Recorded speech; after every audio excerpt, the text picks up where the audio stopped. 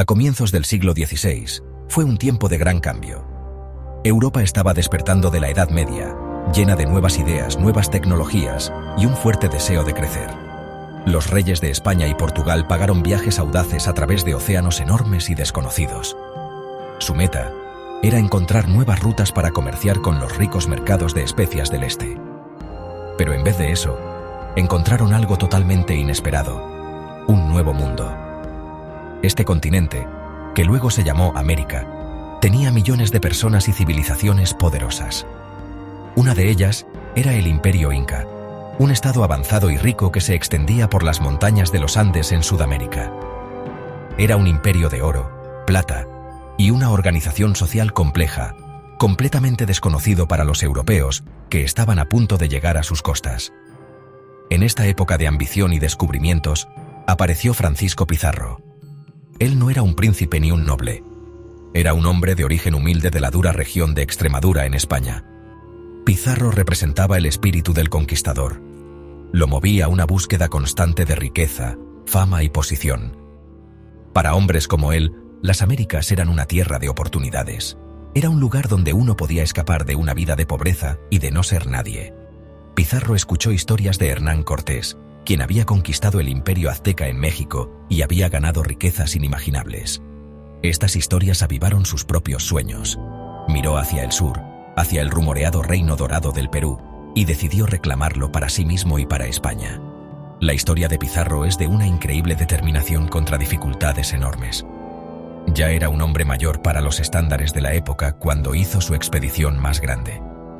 Ya había pasado décadas en las Américas, aprendiendo las costumbres del nuevo continente. Era duro, paciente y totalmente cruel cuando lo necesitaba. Su expedición al Perú no era un ejército real enorme. Era una pequeña empresa privada, un grupo de aventureros dispuestos a arriesgarlo todo por una oportunidad de fortuna.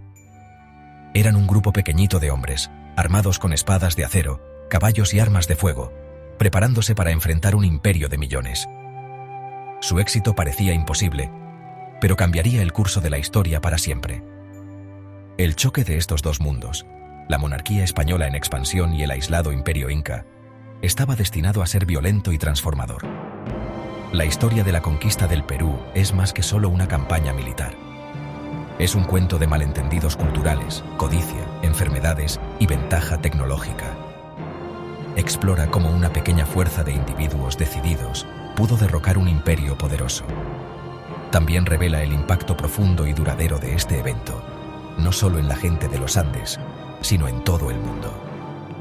Francisco Pizarro está en el centro de este drama épico, una figura compleja que fue tanto un estratega brillante como un conquistador cruel. Francisco Pizarro nació alrededor del año 1478 en la ciudad de Trujillo, en la árida y empobrecida región de Extremadura, España. Sus comienzos estuvieron lejos de ser nobles. Fue hijo ilegítimo de un respetado coronel de infantería, pero recibió poca atención o apoyo de su padre. Pizarro creció en la pobreza, sin una educación formal. Nunca aprendió a leer ni a escribir, un hecho que lo seguiría por el resto de su vida. De joven, sus perspectivas en España eran sombrías. Según se dice, trabajó como porquerizo, una ocupación humilde sin posibilidad de ascenso. Para hombres ambiciosos pero desfavorecidos como Pizarro, la rígida estructura social de España ofrecía pocas oportunidades. La única salida parecía estar al otro lado del Océano Atlántico. Las noticias de los viajes de Cristóbal Colón y el descubrimiento de nuevas tierras encendieron la imaginación de muchos jóvenes españoles. Estos nuevos territorios, conocidos colectivamente como las Indias, eran representados como lugares de oro y aventura sin fin. En 1502, un joven Pizarro decidió dejar atrás su vida de penurias y buscar fortuna en el Nuevo Mundo. Se unió a una expedición a la isla de La Española, la principal base española en el Caribe. Aquí, comenzó su largo y difícil aprendizaje como colono y soldado. Aprendió a sobrevivir en el entorno desconocido, a luchar contra los pueblos indígenas y, lo más importante, a navegar por la traicionera política del mundo colonial español. Durante casi 30 años, Pizarro participó en varias expediciones y empresas coloniales. Se unió al famoso viaje de Vasco Núñez de Balboa a través del Istmo de Panamá en 1513. Este fue un momento crucial. Pizarro fue uno de los primeros europeos en contemplar el Océano Pacífico. Fue durante este tiempo en Panamá cuando escuchó por primera vez rumores persistentes de un imperio fabulosamente rico al sur, una tierra que los nativos llamaban Virú o Perú. Estas historias de un reino desbordante de oro y plata lo cautivaron. Mientras otros conquistadores se conformaban con concesiones de tierras y poder local, la ambición de Pizarro crecía. Se obsesionó con la idea de encontrar y conquistar este legendario imperio. Pizarro hizo 2 intentos iniciales para llegar a Perú en la década de 1520, junto a sus compañeros Diego de Almagro y el sacerdote Hernando de Luque. Ambas expediciones fueron fracasos. Enfrentaron aguas costeras traicioneras, densas selvas, nativos hostiles y una grave escasez de alimentos y agua. Muchos de sus hombres murieron de hambre y enfermedades. Durante el segundo viaje, en la Isla del Gallo, Pizarro trazó una línea en la arena con su espada. Desafió a sus hombres exhaustos y amotinados a elegir. Podían cruzar la línea con él para continuar hacia el sur, hacia Perú y las riquezas, o regresar a Panamá y una vida de pobreza. Solo 13 hombres cruzaron la línea. Este pequeño y determinado grupo llegó a ser conocido como los 13 de la fama, un testimonio de la inquebrantable determinación de Pizarro. Después del casi desastre de su segunda expedición, Francisco Pizarro entendió que necesitaba más que unos pocos hombres leales. Requería el respaldo oficial de la máxima autoridad, la corona española. Las empresas privadas eran arriesgadas y podían ser legalmente impugnadas por conquistadores rivales. Para asegurar su reclamo sobre las tierras que esperaba conquistar, Pizarro viajó de regreso a España en 1528.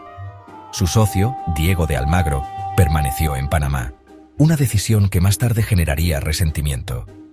Pizarro, a pesar de su aspecto rudo y falta de educación, demostró ser un persuasivo cabildero en la corte española. Llevó consigo algunas llamas, intrincados textiles incas y artefactos de oro para demostrar la riqueza potencial del Perú. En julio de 1529, Pizarro logró su objetivo. Se reunió con la reina Isabel de Portugal, esposa del emperador del Sacro Imperio Romano Germánico Carlos V, quien gobernaba España en ausencia de su esposo. La reina quedó impresionada por los relatos de Pizarro y las pruebas que presentó. Le concedió una licencia real conocida como la Capitulación de Toledo. Este documento legal fue la clave de toda la empresa. Autorizó a Pizarro a proceder con la conquista del Perú, un territorio que se definió como 200 leguas a lo largo de la costa recién descubierta. La corona reconoció oficialmente su derecho a conquistar en nombre de España, transformando su aventura privada en una misión sancionada por el Estado. Los términos de la capitulación fueron abrumadoramente favorables para Pizarro. Fue nombrado gobernador y capitán general de todas las tierras que conquistaría, otorgándole un inmenso poder político y militar. También se le concedió un alto salario y títulos de nobleza. En contraste, sus socios recibieron mucho menos. Diego de Almagro fue nombrado comandante de la fortaleza de Tumbes, un puesto relativamente menor con un salario mucho más pequeño. Hernando de Luque fue nombrado obispo de Tumbes, pero esta era una posición que solo existía en papel. Esta distribución desigual de títulos y recompensas sembró las semillas de futuros conflictos. Almagro se sintió traicionado y creyó que Pizarro había usado el viaje a España para asegurar los mejores honores para sí mismo. Armado con esta carta real, el estatus de Pizarro se transformó. Ya no era solo un aventurero rudo, era un agente del Imperio Español. La capitulación le dio la autoridad para reunir hombres y recursos para su tercera y última expedición. Regresó a su ciudad natal de Trujillo y reclutó a sus 4 medio hermanos, Hernando, Juan, Gonzalo y Francisco Martín de Alcántara, para que se unieran a él. Su lealtad sería crucial en los años venideros. En 1530, con sus nuevos títulos, su familia y una fuerza pequeña pero decidida, Pizarro zarpó de España de regreso a Panamá. Finalmente estaba listo para lanzar su invasión del Imperio Inca, armado con la plena autoridad legal y moral de la corona española. En 1532, Francisco Pizarro dirigió su pequeño ejército de alrededor de 168 hombres y 62 caballos hacia el corazón del Imperio Inca. El momento de su llegada no podría haber sido más afortunado para los españoles. El imperio acababa de salir de una sangrienta guerra civil. 2 medio hermanos, Huáscar y Atahualpa, habían luchado por el control tras la muerte de su padre, el emperador Huayna Cápac. Atahualpa había salido victorioso y estaba descansando con su enorme ejército de decenas de miles de guerreros en el valle de la montaña de Cajamarca. Él estaba al tanto de los extraños hombres barbudos que habían desembarcado en su costa, pero subestimó enormemente su amenaza. Los vio como una curiosidad, no como un peligro militar serio. Pizarro sabía que su pequeña fuerza no tenía ninguna posibilidad contra el ejército inca en una batalla abierta. Necesitaba un plan audaz y decisivo. Inspirándose en la captura de Moctezuma, el emperador azteca, por parte de Cortés, Pizarro decidió atraer a Atahualpa a una trampa. Invitó al emperador inca a una reunión en la plaza principal de Cajamarca. La plaza estaba rodeada de edificios con grandes puertas, perfectos para esconder a sus hombres. Pizarro colocó estratégicamente su caballería, infantería y unos pocos cañones pequeños fuera de la vista.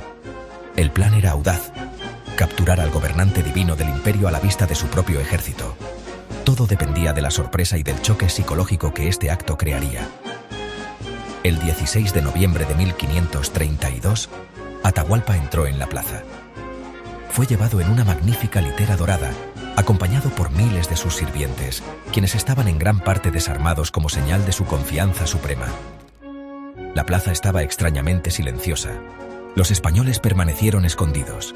Pizarro envió a un sacerdote, Vicente de Valverde, para que se encontrara con el emperador.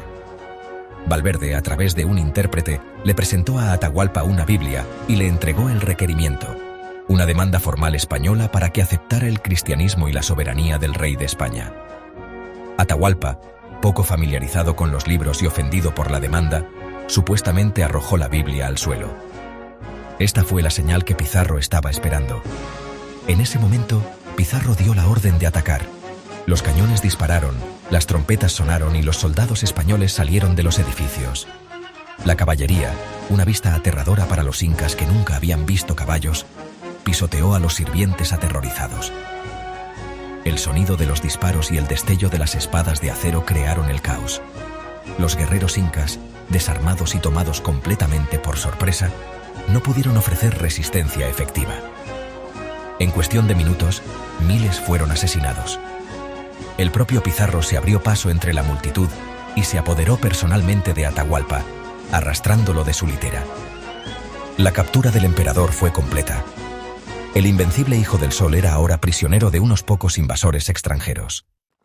Con el emperador Atahualpa como su prisionero, Francisco Pizarro tenía la última carta para negociar. El estado inca era muy centralizado. Toda la autoridad fluía del emperador, a quien se le consideraba un dios viviente. Su captura paralizó la vasta estructura militar y política del imperio. Los generales de Atahualpa, ubicados con sus ejércitos fuera de Cajamarca, estaban asombrados y no sabían cómo reaccionar.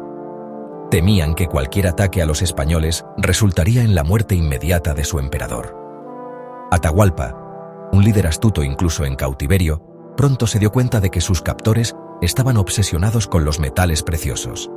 Les hizo una oferta asombrosa para asegurar su libertad. Atahualpa prometió llenar una habitación grande una vez con oro y 2 veces con plata en un plazo de 2 meses. Esta cámara, ahora conocida como el Cuarto del Rescate, medía unos 22 pies de largo por 17 pies de ancho. Pizarro aceptó el trato, aunque es poco probable que alguna vez tuviera la intención de liberar al emperador. Envió mensajeros con las órdenes de Atahualpa a todos los rincones del imperio, exigiendo que los templos y palacios fueran despojados de sus tesoros. Durante semanas, una corriente constante de llamas y porteadores llegó a Cajamarca, llevando inmensas cantidades de artefactos de oro y plata, joyas intrincadas, estatuas, platos y objetos ceremoniales. Los españoles observaban asombrados cómo se acumulaba el rescate, una fortuna más allá de sus sueños más salvajes. A pesar de cumplir con su parte del trato, el destino de Atahualpa estaba sellado. Los españoles temían que, mientras él estuviera vivo, seguiría siendo una amenaza. Rumores comenzaron a circular que Atahualpa estaba ordenando en secreto a sus ejércitos que atacaran a los españoles. El socio de Pizarro, Diego de Almagro, llegó a Cajamarca con refuerzos y exigió una parte del rescate y la ejecución inmediata del emperador. Bajo presión de sus capitanes, Pizarro organizó un juicio falso. Atahualpa fue acusado de traición, idolatría y el asesinato de su hermano Huáscar. Fue declarado culpable, y en julio de 1533 fue ejecutado por garrote. La ejecución del emperador inca provocó conmoción en los Andes. Fue un profundo golpe cultural y político, del que el imperio nunca se recuperaría. Con Atahualpa muerto, Pizarro instaló un emperador títere, un hermano menor de Huáscar llamado Túpac Hualpa, para mantener una apariencia de autoridad inca. Los españoles luego comenzaron su marcha hacia el sur, a la capital imperial, Cusco. En el camino, enfrentaron cierta resistencia de generales incas leales, pero también fueron ayudados por pueblos nativos que habían sido sometidos por los incas y vieron a los españoles como libertadores. En noviembre de 1533, los conquistadores entraron en Cusco, el magnífico corazón del imperio, y saquearon sistemáticamente su inmensa riqueza restante. La conquista estaba ahora casi completa. Después de asegurar la capital inca de Cusco, en lo alto de las montañas de los Andes, Francisco Pizarro se dio cuenta de que no era un centro adecuado para su nueva colonia española. Cusco era remoto, difícil de acceder desde el mar y demasiado ligado a la antigua estructura de poder inca. Pizarro necesitaba una capital que sirviera a los intereses del imperio español. Tenía que estar en la costa para asegurar una fácil comunicación y refuerzo desde Panamá y España. Una capital costera sería la línea vital de la colonia, un puerto a través del cual la riqueza de Perú podría enviarse a Europa y se podría mantener el control español. Así, comenzó la búsqueda de un lugar perfecto en la costa central. En enero de 1535, Pizarro encontró lo que buscaba en el Valle del Rímac. El lugar estaba bendecido con un buen clima, tierra fértil y un puerto natural cerca en el Callao. El 18 de enero, fundó oficialmente su nueva capital. La llamó la Ciudad de los Reyes, en honor a los 3 Reyes Magos, ya que la decisión de fundarla se tomó alrededor de la fiesta de la Epifanía. Con el tiempo, el nombre evolucionó, derivándose del río local, y se conoció simplemente como Lima. Pizarro diseñó personalmente el plano cuadriculado de la ciudad, centrado en una gran plaza mayor. Alrededor de esta plaza, asignó parcelas para una catedral, el palacio del gobernador y residencias para sus seguidores más importantes. La fundación de Lima marcó un cambio significativo en la conquista. Simbolizó la transición del saqueo al asentamiento, de una campaña militar al establecimiento de un gobierno colonial permanente. El palacio del gobernador de Pizarro se construyó en el sitio de la residencia de un cacique local, reemplazando física y simbólicamente la estructura de poder indígena por una española. Lima se convirtió rápidamente en el corazón político, económico y administrativo del nuevo virreinato del Perú. Fue desde aquí que Pizarro y sus sucesores gobernarían los vastos territorios de América del Sur.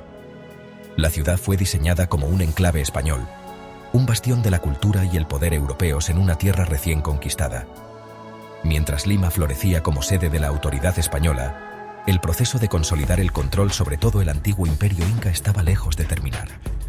Los españoles establecieron otras ciudades, como Trujillo y Arequipa, y distribuyeron tierras y la mano de obra de las poblaciones nativas a los conquistadores a través del sistema de encomienda.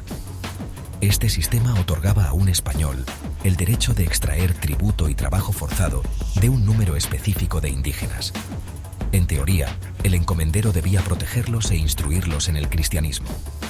En la práctica, a menudo se convirtió en un sistema brutal de explotación, lo que llevó a abusos generalizados y a una catastrófica disminución de la población nativa. La inmensa riqueza del imperio inca, en lugar de unir a los conquistadores, terminó dividiéndolos. La sociedad entre Francisco Pizarro y Diego de Almagro, ya tensa por los términos desiguales de la capitulación de Toledo, se rompió por completo. Almagro se sintió engañado de su parte legítima de la gloria y las riquezas. Un punto importante de conflicto fue la ciudad de Cusco. Ambos hombres afirmaron que la antigua capital inca caía dentro de la jurisdicción que la corona les había concedido. Almagro, a quien se le concedió territorio al sur del de Pizarro, creía que Cusco era suyo. Esta disputa sobre la ciudad más rica del nuevo territorio preparó el escenario para un sangriento conflicto entre los antiguos socios. Creyendo que podría encontrar un reino más rico por sí mismo, Almagro dirigió una agotadora expedición hacia el sur, a lo que hoy es Chile, en 1535. El viaje fue un desastre.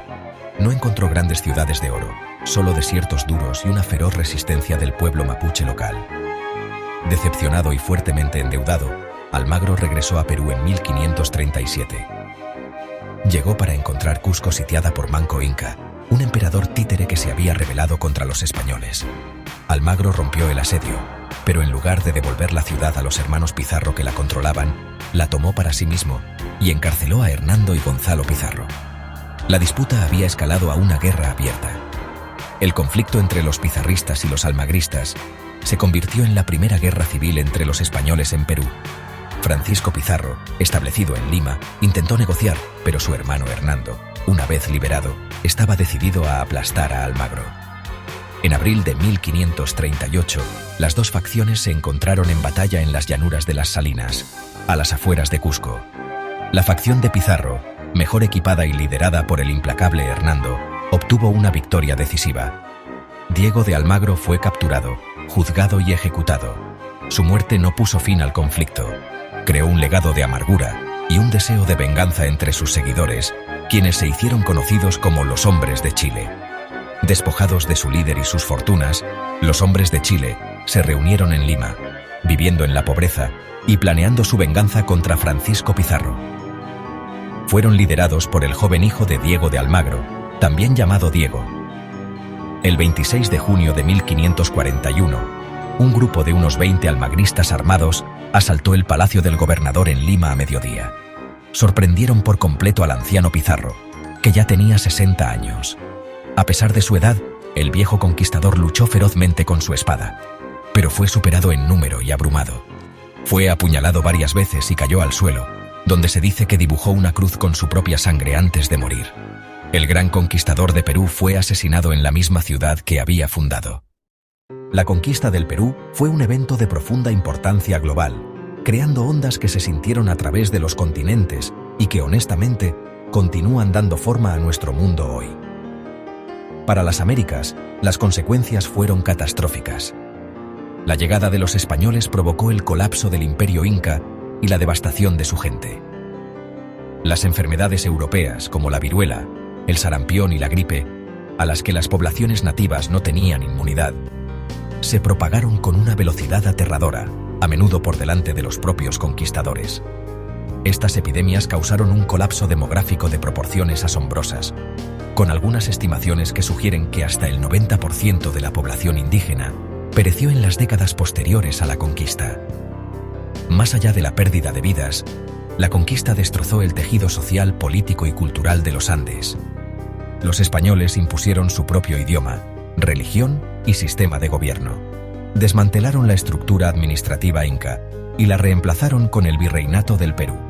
La Iglesia Católica trabajó para erradicar las creencias nativas, a las que consideraban paganismo, destruyendo templos y objetos religiosos. El sistema económico también se transformó. El complejo sistema inca de agricultura colectiva y redistribución fue reemplazado por la encomienda y luego por el sistema de mita de trabajo forzado, que canalizó los recursos de la región, particularmente la plata de las minas de Potosí, hacia España. Esta explotación creó una jerarquía social rígida con los colonos nacidos en España en la cima y los pueblos indígenas en la parte inferior. Para Europa, y particularmente para España, la conquista trajo una avalancha de riqueza sin precedentes.